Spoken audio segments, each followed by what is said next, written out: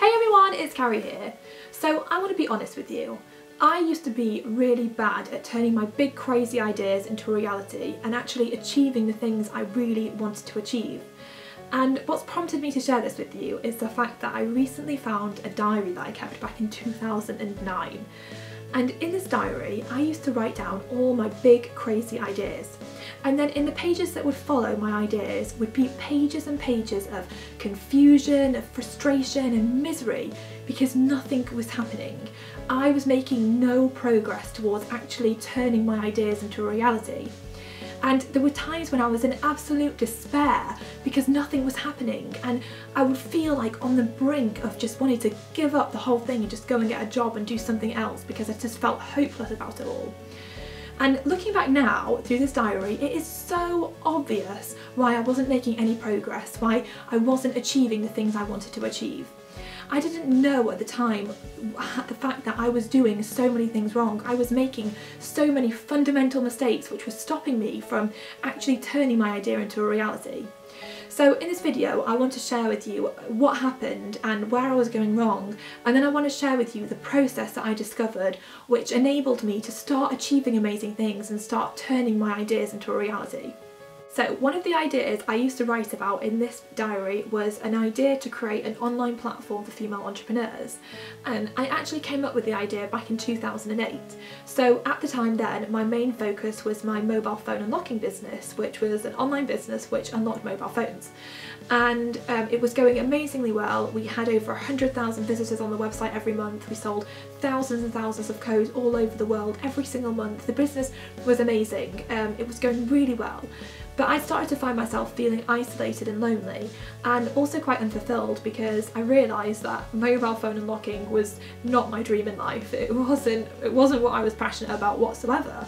So I wanted to kind of do something that would make a difference. So all of those ideas combined led me to wanting to create a platform for female entrepreneurs. The problem was, the idea was massive. You know, I wanted this all singing, all dancing platform where I could help thousands and thousands and thousands of female entrepreneurs all over the world. I wanted to interview the most amazing people, you know, authors of books I'd read who I'd absolutely loved. I wanted to create videos, I wanted a magazine, I wanted this, I wanted that, and it just got massive. And it became overwhelming, and I started to think to myself, how on earth am I going to do this? And I'd think things like, maybe I should do it this way, and then I was like, maybe I should do it like that, and I started to overthink the whole situation until I became totally confused. You see, the problem was that I had this big idea and I was trying to turn it into a reality instantly. I wanted it to be a reality right now. And there's a quote I really love, and it says, "The journey of 1,000 miles begins with a single step." I was trying to jump from step 0 to step 1,000 straight away, when really all I had to do was take the next step. And I think the thing is, we do this quite a lot. So people come up with big ideas and then they want to know how they can make it a reality right away. We forget that it's a journey, it's a process, and that we have to take it step by step. You know, how do you build a house one brick at a time? And it's so easy to forget. So I don't know if you've ever come up with an idea to create a product, for example. You know, you might have thought things like, well, how am I going to create the packaging? How am I going to get it stocked in stores? How am I going to distribute it? And you're so consumed with thinking about how you're going to do steps 60, 70 and 80 that you forget about how to do step 1. You forget about just taking that first initial step. So I realised that in 2011 where I was going wrong, and then I started to follow a process which has enabled me to turn my ideas into a reality finally and to achieve amazing things, and I want to share that process with you. So the first part of the process is getting your massive vision and turning it into a goal. So you need to get a pen and a piece of paper and actually write it out on paper what it is that you want to achieve. And then once you've written it down, you need to break it down. So this is one of the areas where I kept going wrong in, because I was trying to tackle this massive idea in one go. I wasn't breaking it down, and so there was no wonder why I was feeling so frustrated and confused and overwhelmed, because I was trying to achieve this huge goal when really what I needed to do was break it down into small steps. So think about the next few steps that you can take towards achieving your goal and write them down. Once you've written them down, the next thing you need to do is to set deadlines. So when I look back at all the things I've ever really achieved, they've always had a really definite deadline attached to them. And sometimes I really struggle with this because I create deadlines for myself, and if I'm the only one that knows about my deadline, I get to that deadline, I've not achieved my goal, it's easy for me to like, oh well, never mind, doesn't matter, you know, no one knew anyway. So what I've decided to do now, or what I started to do, was I started to tell people about what I was going to achieve and when I was going to achieve it by. So for example, when I came up with the idea for the magazine, I sent out a message on email and on Facebook and told everyone what I was planning to do and when I was planning to do it by, because then I felt accountable. I felt like I had to make it happen. At that point the pressure was on. I had to figure out a way to actually make it happen. So if you set a deadline, tell someone else about it, share it with other people, because then it will give you more accountability. You'll feel like you've really got to actually make it happen. So the next step is to commit. This is such a big step, and this was such a big reason why I wasn't achieving anything that I wanted to achieve. It's because I had all these ideas but I wasn't committed to actually making it happen. So there's a quote I absolutely love by Goethe, and he says, "Until one is committed, there is hesitancy, the chance to draw back. Concerning all acts of initiative, there is one elementary truth, that ignorance of which kills countless ideas and splendid plans. That the moment one definitely commits oneself, then providence moves too. All sorts of things occur to help one that would never otherwise have occurred.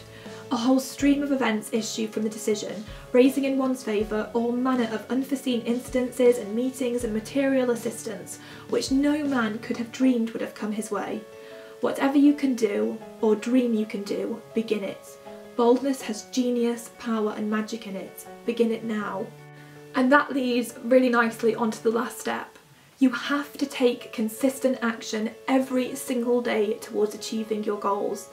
And this is something where I was failing miserably too, because I wasn't taking consistent action every day. I wasn't disciplining myself to do the things I really needed to do in order to turn my idea into a reality. I spent more time focusing on all the doubts and the worries rather than actually focusing on the things that I could do and needed to do. So you have to make the effort to discipline yourself to do what is required in order to achieve your goal.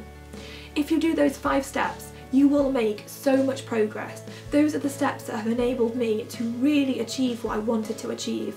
And now I have a challenge for you.